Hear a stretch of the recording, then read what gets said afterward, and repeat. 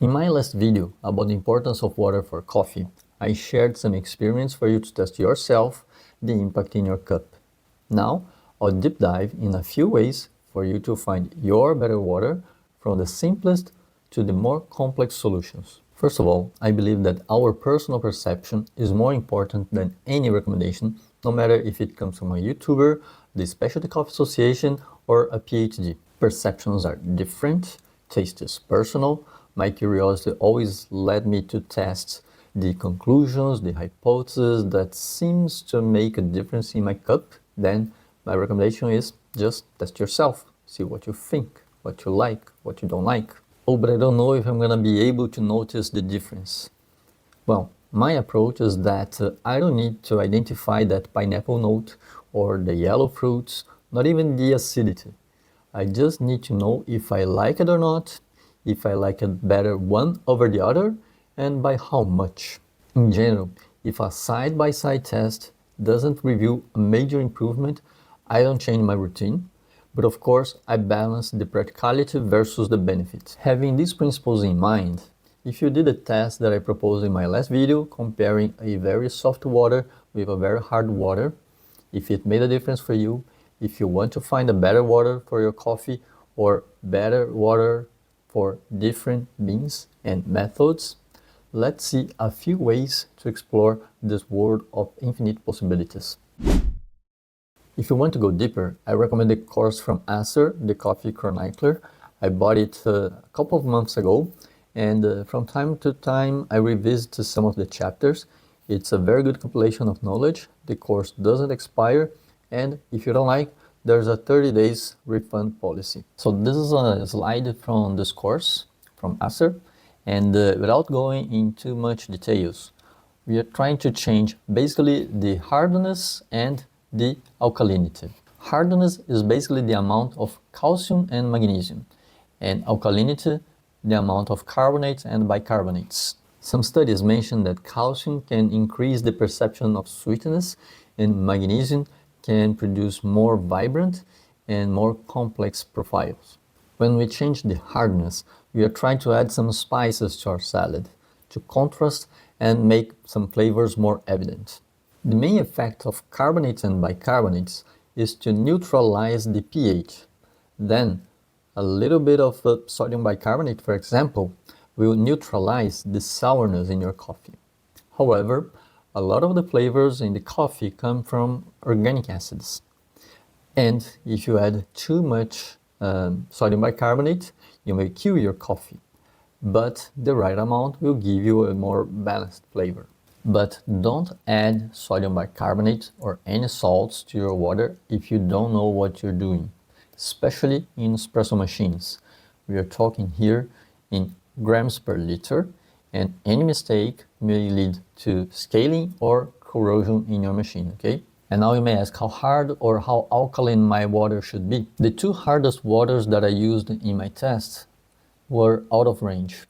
The Solán de Cabras was around 260 in total hardness and 233 in alkalinity. The Evian was 307, way above, and 295.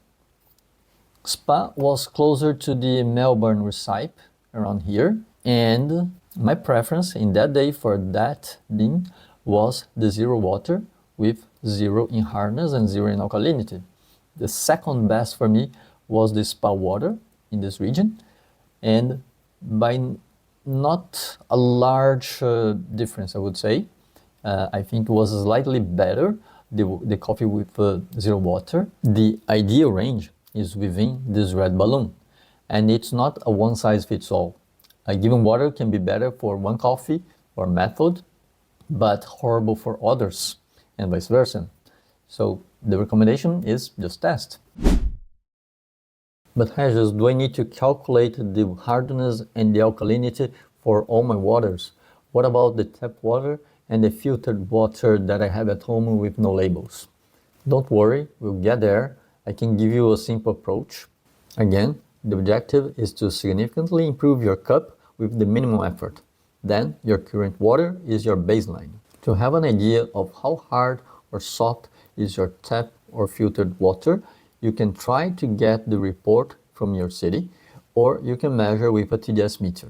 The reports from municipalities will give a picture of a sample in a given day and location. It's going to be different from what arrives at your home, but it's a good ballpark. A second option is a TDS meter. It's not super precise, but it will give you a very good idea for comparison. In my last video, let me check my notes. I found 25 in the TDS meter for spa and 256 for Evian. If you check the labels of those bottles, you would see a dry residue of 38 and 345. And I also calculated the alkalinity and the hardness, finding 21 for hardness and 14 for alkalinity in the case of spa, versus 307 in hardness and 295 in alkalinity for Evian. So the precise numbers are not super critical, but any of those methods can give you a good indication of the relative position of each of the waters.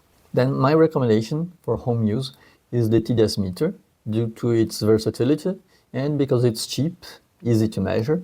You can measure the water from the tap, from your filtration method, from the blend that you may make with different types of waters, and it's also a good indication of the water that you're using in your espresso machine. If you saw my previous videos about the scaling and maintenance of espresso machines, you will see that this is one of the tools that I use to understand how frequently I should descale my boiler or not. But if you use bottled water, instead of buying each of one, you can check the labels when you are in the supermarket, and in the labels you have the composition per minerals and also the dry residue. You can input the amount of each mineral in the bottle calculator from Barista Hustle, but I think it's easier to just check the dry residue. It can give you a good indication of how hard that water would be, and then you can make the calculations at home if you wish. You can test with your TDS meter if you want, but it's more practical when you are in the supermarket. If you want to be a bit more picky in your choices, in my case, what affected the most my perception was the levels of carbonates, and in second place, I was more sensitive to the levels of magnesium. And sharing another personal experience, before going deeper in the water studies, I was using a mix with a TDS around 90 to 110, both in my espresso machine and for pour over. And I was just using the Zerowater filter because I live in an area with very hard water. It's above 250, so it's comparable to the Evian, really affecting the taste of my coffee. But if you live in an area with soft water, you may not need an expensive filtration method like I'm using here. And what is soft water? Maybe something around 40 to 50 in TDS. And if your water is above 100 to 150, I would probably use a Zerowater filtration method. Simple filters remove the larger particles and chlorine, but will not affect hardness and alkalinity. Brita filter, in my experience, is not a needle mover. You would need, if you want to fully remove the minerals, a Zerowater reverse osmosis system or a water distiller. If you use bottled water only, for whatever the reason, no judgments here, I would make some tests with a hard water and a soft water. If you have one with a dry residue around 40, for example, and another around 200, I would try to make some mixes like 25% of one, 75% of the other, 50-50. You can change the proportions and see what is making a real difference in your cup, where you can see a major improvement. And if there's one mix that is the real winner, I think I would adopt this one, or maybe the ones that make a difference for a different method, a different mean. If there's no winner by a good margin, I would choose the cheapest and easiest. Now, let's talk a bit about re-mineralization. I initially decided to test the addition of potassium, magnesium, calcium, sodium, and bicarbonates. But watching this course from Acer, he mentioned that maybe carbonates is an interesting one, and I decided to include in my tests. And whilst these tests are still ongoing, I cannot give much details except that it is making a real difference in my cup, and that, as I previously mentioned, I'm more sensitive to the changes in the levels of carbonates and magnesium. Yesterday, for example, I tested the Bicarbonate drops method with the Lotus Water Drops. I was dialing a new coffee. It was a bit sour in the first attempt, and then I decided to pull a second shot, but adding 2 drops of the solution with sodium bicarbonate and 2 drops with potassium bicarbonate to the puck screen.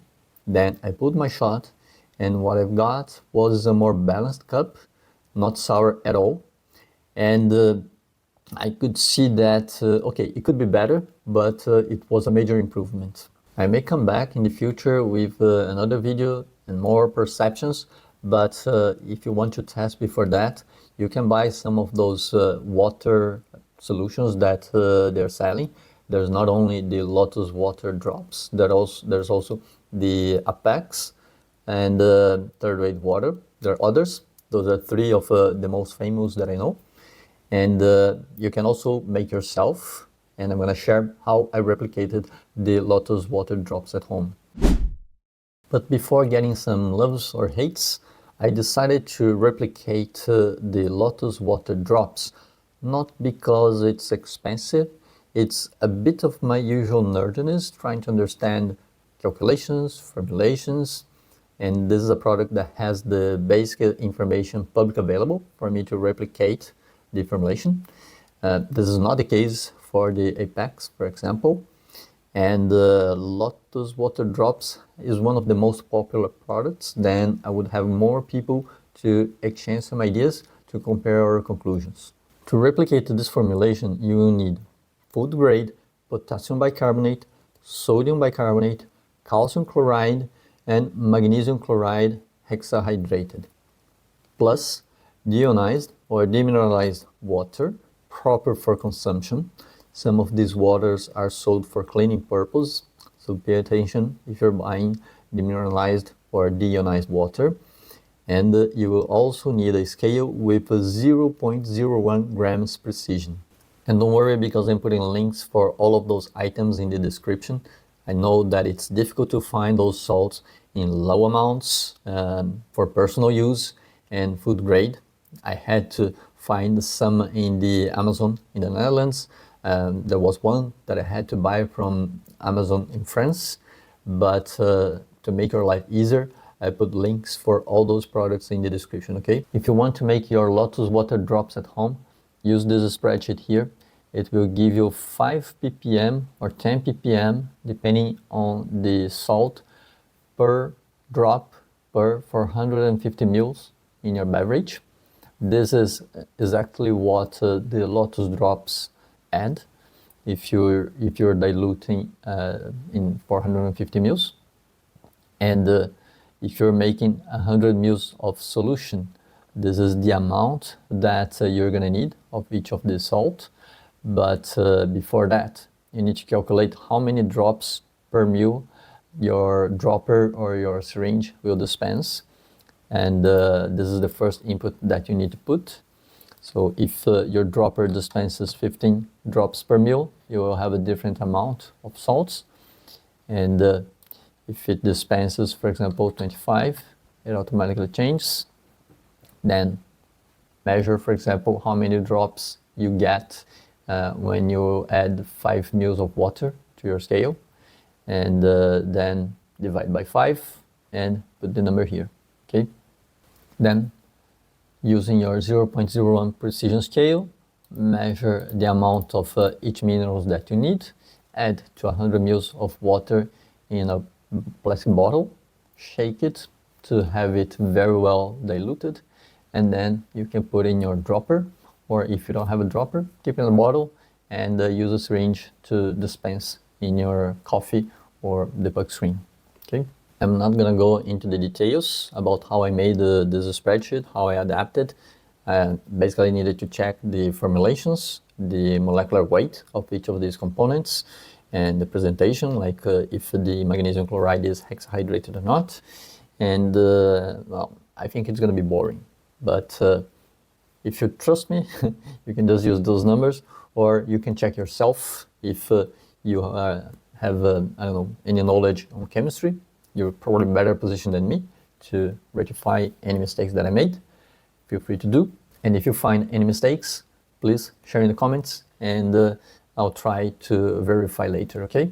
And if you made experience with different waters, if you bought the solutions from Apex, Lotus, Third Wave Water, if you prepared your Lotus Water Drops at home, please share your experience in the comments.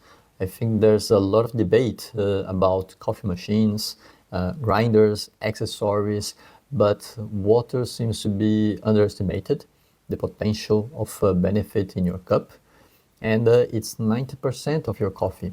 So I think it deserved more attention. Then let's build more collective knowledge around it. But for now, thanks for watching, and see you in the next video.